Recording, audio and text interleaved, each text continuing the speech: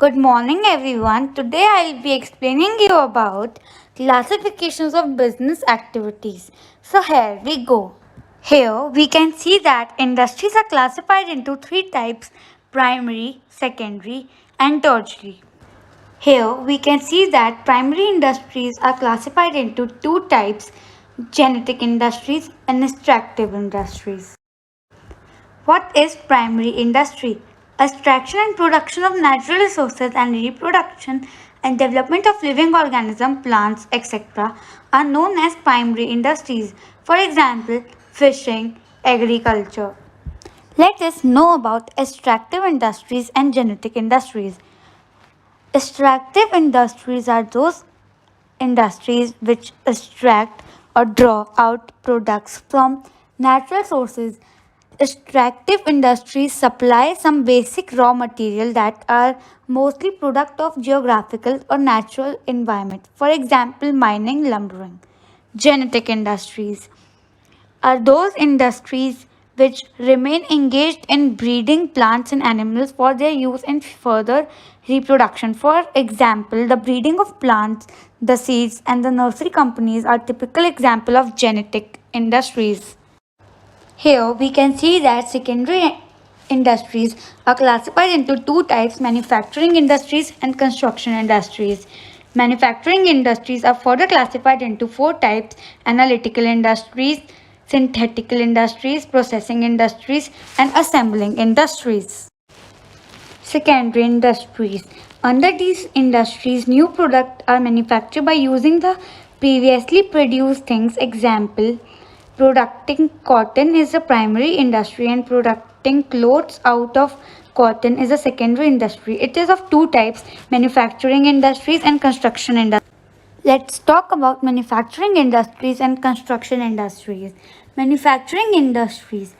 In these industries, are engaged in producing goods through processing of raw material and thus creating from utility. They bring out diverse finished products that we consume or use through the conversion of raw material or partially finished material in their manufacturing industries. It is of four types: analytical, processing, synthetical, and assembling. Whereas construction industries are those industries which involves in the construction of buildings, dams, bridges, roads as well as tunnels and canals.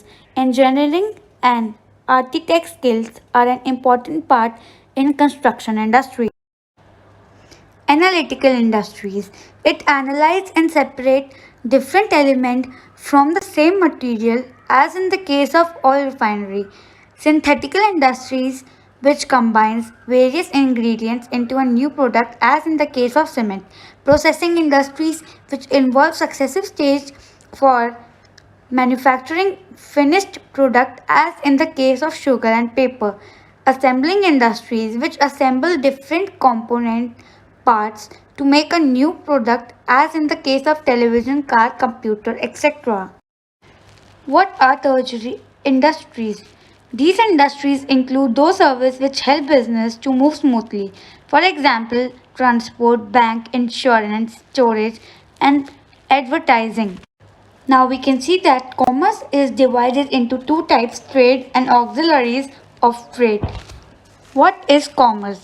Commerce refers to all those activities which are concerned with the transfer of goods and services from the producer to the consumer. It embraces all those activities which are necessary for maintaining a free flow of goods and services. Functions of commerce are: first, removal of hindrance of person. It refers to the lack of contact between the producer and customer. Here, the trade acts as an intermediate among them, and customers are able to find out the products which they are wanted from the market. Second, removal of hindrance of place. Producer and customer are in distant place, hence the commodity should be transferred from the production center to the customer. This problem can be solved by the system of commerce by means of transport, packaging, and insurance. Removal of hindrance of risk. Goods and property of business are subject to various risks such as fire, theft, damage, etc. They can be protected by insurance. Removal of hindrance of time. There may be a gap between the production and consumption as the production is carried out in future demand. Therefore, it becomes necessary to store the goods until they are sold. This problem can be solved by warehousing. Removal of hindrance of knowledge. Knowledge of customer about the product and service offered by business organization is a major problem in business. Advertising help in the removal of hindrance of knowledge among the buyer. Removal of hindrance of finance. The problem of finance can be handled by bank which form parts of commerce. It will also help the businessman in exchange of money between different person at different place. Types of trade. Trade are classified into two types, internal trade and external trade.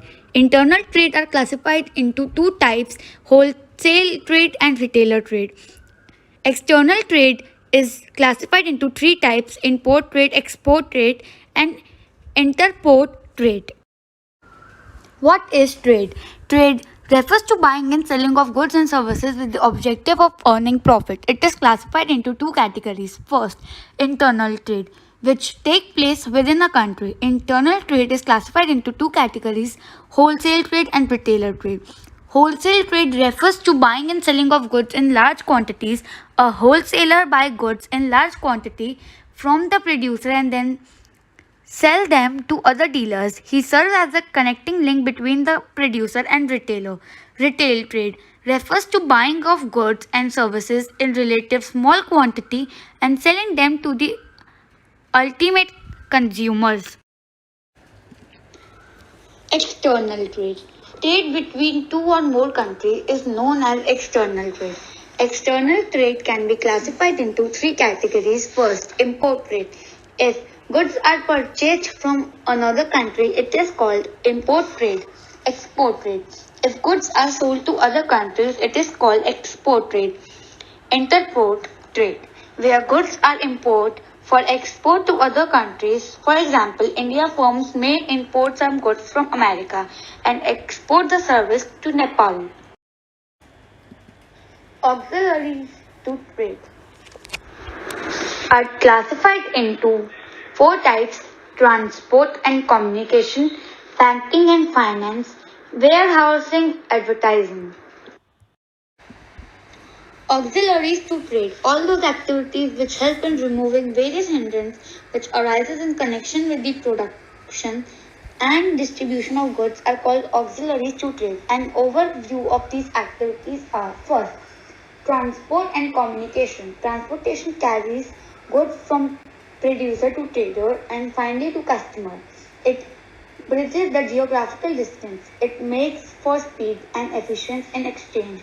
Transportation provides the wheels of commerce. It is because transportation that a producer can sell his goods in different parts of the world. It creates place utility. Along with transport, communication is also an important service. Communication helps in exchange of information between producer, consumer, and trader.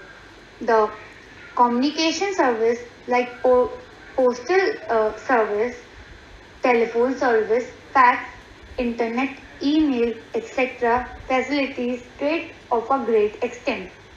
Banking and finance. Banking and finance institute provide credit facilities, loan, etc. to provide finance for smooth flow of business activities. Banks help the businessmen to overcome the problem of funds.